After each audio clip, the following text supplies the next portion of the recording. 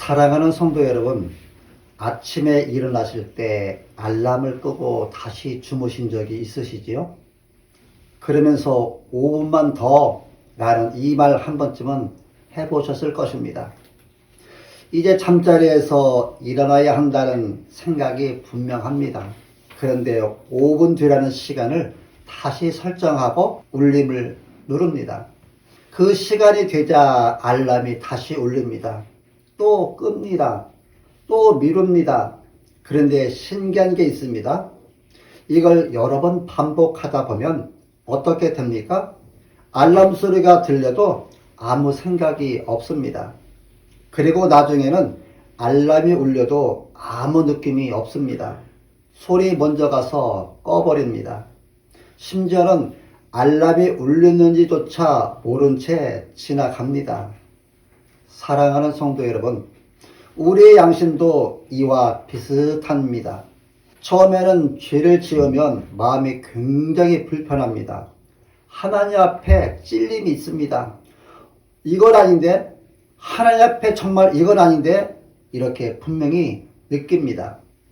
그런데 한 번 무시하고 또 무시하고 계속 미루다 보면 어느 순간부터 아무 느낌이 없습니다.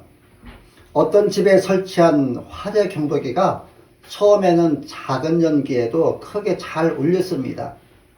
그런데 가족 중 불편하다고 느낀 누군가가 배터리를 빼버렸습니다.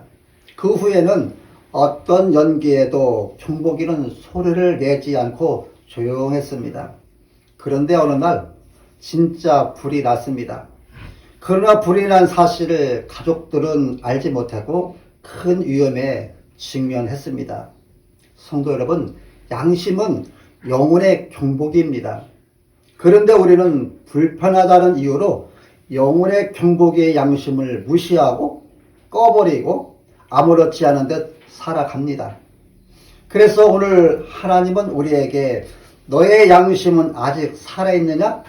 아니면 이미 꺼져버렸느냐? 너 나 앞에서 정직하냐? 이렇게 묻고 계십니다. 이 질문에 대해 성경 디모데전서 1장 5절은 이 교훈의 목적은 청결한 마음과 선한 양심과 거짓이 없는 믿음에서 나오는 사랑을 불러일으킨다고 분명하게 답하고 있습니다. 여기서 하나님은 신앙의 본질을 청결한 마음, 선한 양심, 거짓 없는 믿음으로 세 가지로 압축해서 말씀하십니다. 먼저 청결한 마음입니다. 여기서 마음은 감정이 아니라 존재의 중심이요 의지와 욕망의 자리입니다. 청결하다는 것은 단순히 도덕적으로 깨끗하다는 뜻이 아니라 하나님 위에 다른 것을 섞지 않은 상태를 말합니다. 우리는 하나님을 믿는다고 말하지만 실제로는 인정받고 싶어서, 성공하고 싶어서 사람의 시선을 의식해서 신앙생활을 할 때가 많습니다. 그렇다면 그 순간 우리의 마음은 이미 청결하지 않은 것입니다.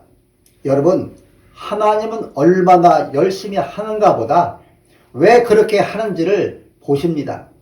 두 번째, 선한 양심입니다. 오늘 우리가 주목해야 할 단어가 바로 선한 양심입니다. 왜냐하면 이 말씀이 본문의 핵심이기 때문입니다. 사랑하는 성도 여러분, 하나님은 우리의 행동보다 먼저 양심을 보십니다. 양심은 단순한 도덕감이 아닙니다. 성경은 양심에 대하여 인간이 만든 도덕적 기준이 아니라 하나님의 시설을 인간 안에 심어 놓은 것이며 하나님의 음성 자체는 아니지만 하나님의 법을 반영하는 내 안에 심어 놓으신 내면의 법정이라고 말합니다. 그래서 하나님의 도덕적 기준이 인간 안에서 작동하는 기능으로 양심이 죄를 드러내며 고발합니다.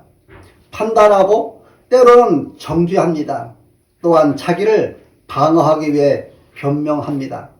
양심은 나 자신이 아니라 하나님 앞에서 나를 드러냅니다. 본문에서 말하는 선한 양심이란 무엇입니까? 선한 양심이란 하나님 앞에서 숨김이 없는 상태입니다.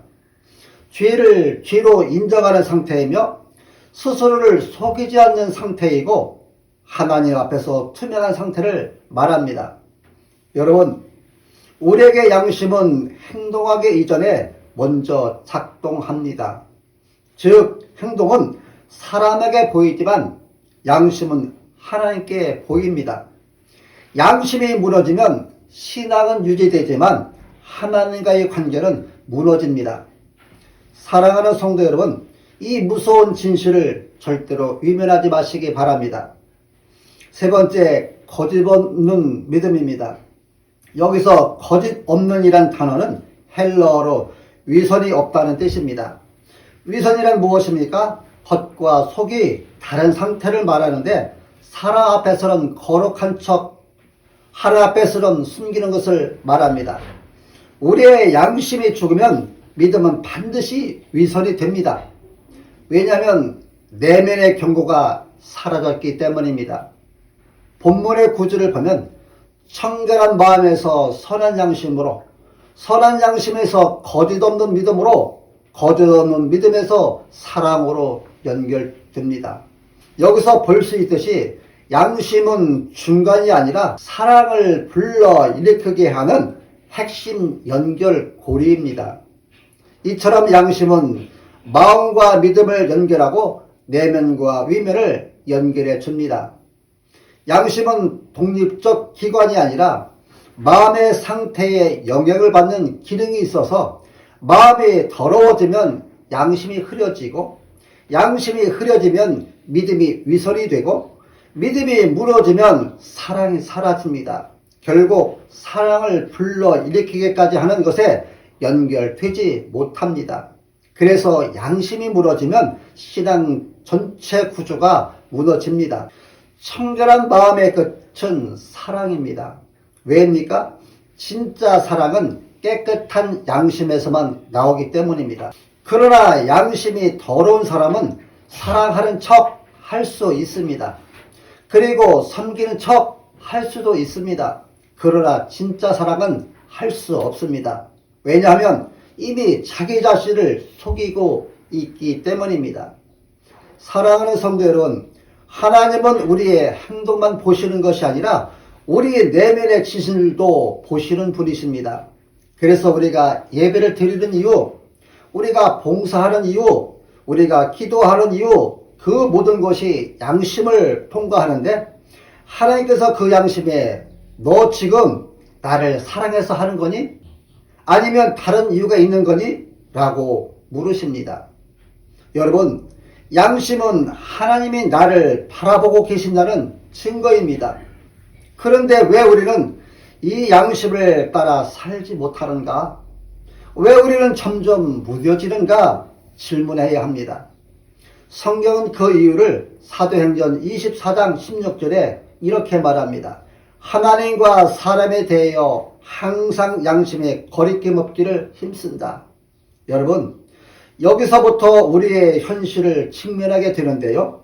이 구절에서 가장 충격적인 단어는 힘쓴다라는 것입니다. 바울은 나는 원래 양심이 깨끗하다, 나는 자동으로 깨끗해진다 이렇게 말하지 않습니다. 여기서 드러나는 진실은 양심은 자동으로 유지되지 않으며 방치하면 반드시 무너지기 때문에 의도적인 순종과 지속적으로 점검하고 관리해야 한다는 것입니다. 성도 여러분, 여기서 매우 중요한 교리가 나오는데요. 양심은 하나님이 주셨지만 관리 책임은 인간에게 있다는 것입니다. 그래서 양심은 구원받은 후에도 지속적으로 다뤄야 할 영역입니다. 그런데 우리는 죄를 너무 가볍게 보고 이건 큰 죄가 아니다, 다들 그렇게 산다, 그러니 이 정도는 괜찮다고 착각하며 살아갑니다. 그런데 여러분, 이 생각이 반복되면 어떻게 되는지 아십니까?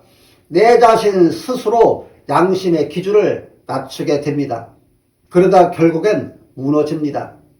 여러분, 죄는 단순한 행동이 아니라 사람을 완고하게 만드는 힘이 있습니다. 완고하게 되면 다음에는 반드시 양심이 둔하여지게 됩니다. 무너지는 과정을 보면 처음에는 불편합니다. 하나님이 생각납니다. 찔림이 있습니다. 다음은 지금은 어쩔 수 없으니 나중에 회개한다며 무시합니다. 또 다음은 같은 죄를 같은 타협으로 같은 핑계가 계속 반복이 됩니다. 그래서 불편함이 줄어들고 죄가 가벼워지며 그 죄에 익숙해집니다. 죄를 지어도 아무렇지 않고 하나님 앞에서도 담대해집니다. 결국 감각이 사라지게 되고요. 성도 여러분, 이 상태가 바로 양심이 무너지고 마비된 것입니다. 성경이 말하는 최종 상태는 어떠할까요? 디모데전서 4장 2절에 자기 양심이 화의를 맞아서 의식함으로 거짓말하는 자들이라 말합니다. 여기서 화인이라는 단어의 의미는 단순히 둔하다는 것이 아니라 뜨거운 쇠로 지져서 감각이 완전히 죽은 피부 상태를 뜻합니다. 여러분, 양심은 사라지지 않고 죽어버립니다. 그 결과 죄를 죄로 느끼지 못하고 하나님을 두려워하지 않고 회개하지 않고 눈물이 없습니다. 더 무서운 사실은 이 상태에서도 예배를 드리고 봉사를 하고 직분도 감당하며 신앙생활을 계속할 수 있다는 것입니다. 그러나 하나님은 그의 양심은 죽어있다고 말씀합니다. 사랑하는 성도 여러분, 오늘 우리의 문제는 단순히 죄가 아니라 죄에 익숙해진 구조 속에 다른 사람과 항상 비교하고 죄를 설명하며 합리화하고 회개를 미루며 신앙과 삶을 분리하며 살고 있다는 것입니다. 우리가 이 네 가지가 반복되면 양심은 반드시 무너집니다. 여러분, 가장 위험한 상태는 양심이 죽었는데도 자신은 괜찮다고 믿는 상태입니다. 그런데 이것이 왜 위험한 것일까요? 그 이유는 회개가 시작되지 않기 때문입니다. 제가 여러분에게 질문을 드려보겠습니다. 여러분은 죄를 지을 때 여전히 불편하십니까? 아니면 이미 익숙해져 있습니까?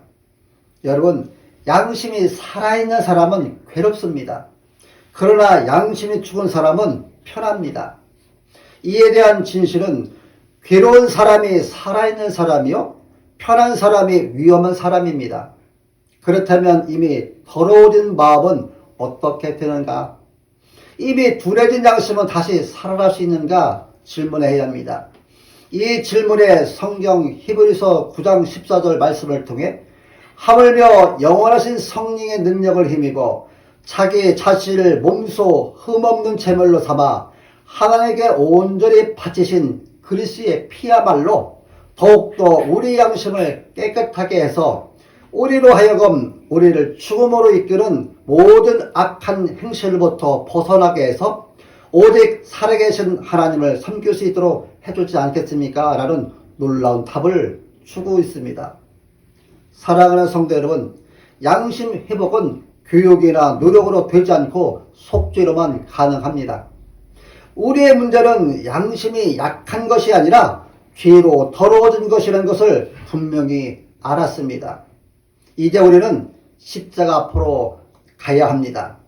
예수 그리스도의 죽음은 죄를 제거하고 형벌을 대신 받고 하나님과 화목하게 합니다. 이것이 십자가의 역할입니다.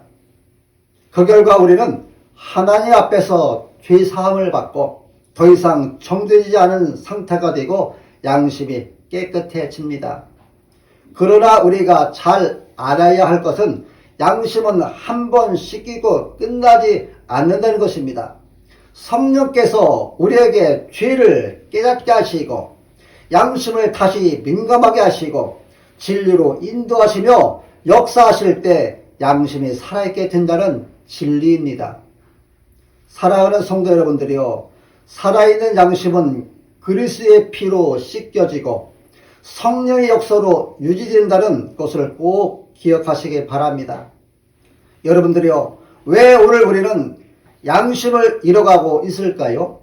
그 이후에 첫 번째는 현대인들은 양심 대신 느낌으로 살기 때문입니다. 두 번째는 정보의 과잉으로 양심이 둔화해졌기 때문입니다. 세 번째는 비교의 문화 속에서 양심의 기준이 붕괴되었기 때문입니다.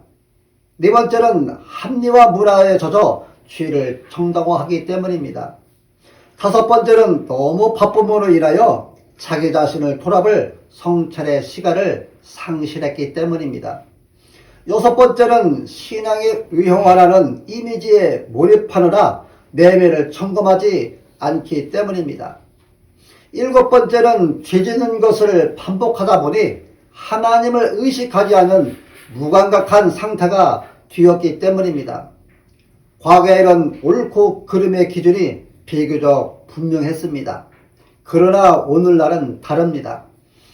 내가 불편하면 틀린 것이고 내가 괜찮으면 괜찮은 것이 되었습니다. 그래서 양심이 감정으로, 객관적 기준이 주관적 기준으로 변하였습니다. 그 결과 죄가 불편함의 문제가 되었고 회개가 기분의 문제가 되었습니다. 그래서 현대인은 분명한 죄에 대해서도 나는 그렇게 느끼지 않는다고 말합니다. 우리는 하루 종일 엄청난 정보 속에 살아갑니다. 뉴스와 영상과 SNS와 자극적인 콘텐츠 같은 것으로 너무 많은 자극을 받기 때문에 현대인의 양심의 민감도를 떨어뜨립니다. 그래서 처음에는 충격적인 것도 계속 보면 익숙해집니다. 이런 탓에 폭력에 둔감해졌고요. 거짓에 둔감해졌고요. 죄에 둔감해졌습니다. 결국 우리는 느껴야 할 것을 느끼지 못하는 상태에 살고 있는 것입니다. 여러분, 기독교는 깨닫는 종교라고 말합니다. 그런데 왜 깨닫지 못하고 그냥 막연하게 신앙생활에 안주하는 것일까요? 그것은 너무 바쁨으로 인해 조용히 있는 시간이 없고 깊이 생각할 시간이 없고 하나님 앞에 멈추지 않기 때문입니다. 그 결과 양심이 말할 기 자체가 사라지기 때문입니다. 그래서 죄를 지어도 조금도 불편하지 않고 회개가 없고 하나님을 전혀 의식하지 않습니다. 사랑하는 성도 여러분, 오늘 말씀을 통해 우리의 가장 큰 문제는 단순히 행동이 아니라 양심의 문제라는 것을 우리는 알게 되었습니다. 그리고 동시에 우리의 양심은 노력으로 깨끗해지는 것이 아니라 예수 그리스도의 피로 회복된다는 것을 우리는 보았습니다. 그렇다면 예수님을 믿는 사람은 이제 어떻게 살아야 하는가라는 질문을 해야 합니다. 여러분, 예수님을 믿는 사람은 첫 번째, 하나님 앞에서 정직하게 살아야 합니다. 두 번째는 죄를 즉시 회개하며 살아야 합니다. 세 번째는 말씀과 성령 안에서 양심을 민감하게 해야 합니다. 네 번째는 십자가를 붙들고 살아야 합니다. 사랑하는 성도 여러분, 신앙의 시작은 완벽함이 아니라 정직함입니다. 하나님은 완벽한 척 하는 사람보다 진실하게 무너지는 사람을 받으십니다. 그래서 예수님을 믿는 사람은 하나님 앞에서 정직하게 살아야 합니다. 다윗이 왜 하나님 마음에 합한 사람이었습니까? 죄가 없어서가 아니라 숨지 않았기 때문입니다. 반대로 사울은 왜 무너졌습니까? 끝까지 자신을 포장했기 때문입니다. 살아있는 양심은 하나님 앞에서 숨지 않습니다. 성도 여러분, 여기서 우리는 지금 하나님 앞에 숨기고 있는 것이 없는지, 나는 사람보다 하나님 앞에 정직한지, 내 신앙은 진짜인지 아니면 연기하고 있는 것인지 점검해야 합니다. 양심은 즉시 반응할 때 살아있게 됩니다. 만약 처음 죄를 지었을 때 마음에 불편했다면 그것은 은혜입니다. 그런데 그때 회개하지 않고 미루면 양심은 점점 굳어집니다. 사랑하는 성도 여러분, 작은 죄를 절대 가볍게 여기지 마십시오. 반복된 작은 타협이 결국 양심을 죽입니다. 그러므로 죄를 지었다면 즉시 회개하고 즉시 돌이키고 즉시 하나님 앞으로 나오십시오. 양심은 자동으로 살아있지 않습니다. 그래서 말씀을 떠나면 흐려지고요. 성령을 거스르면 무뎌집니다. 그래서 우리는 매일 말씀 앞에 서야 하고 기도해야 하고 성령의 음성에 민감해야 합니다. 우리는 때때로 실패합니다. 넘어집니다. 또 죄를 짓습니다. 그때 사탄은 너는 끝났다. 너 같은 사람이 무슨 신앙이냐 말합니다. 그러나 성경은 히브리서 9장 14절에 그리스도의 피가 너희 양심을 죽은 행실에서 깨끗하게 하고 살아계신 하나님을 섬기게 한다고 분명히 말하고 있습니다. 사랑하는 여러분들이요, 우리의 소망은 우리의 결심이 아니라 십자가입니다. 십자가에서 흘리신 예수님의 피는 오늘도 우리를 씻으십니다.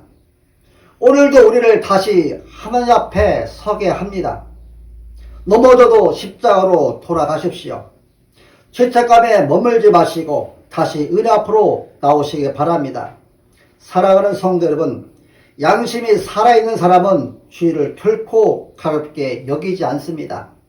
양심이 살아있는 사람은 하나님 앞에서 정직합니다. 양심이 살아있는 사람은 십자가를 붙들고 삽니다.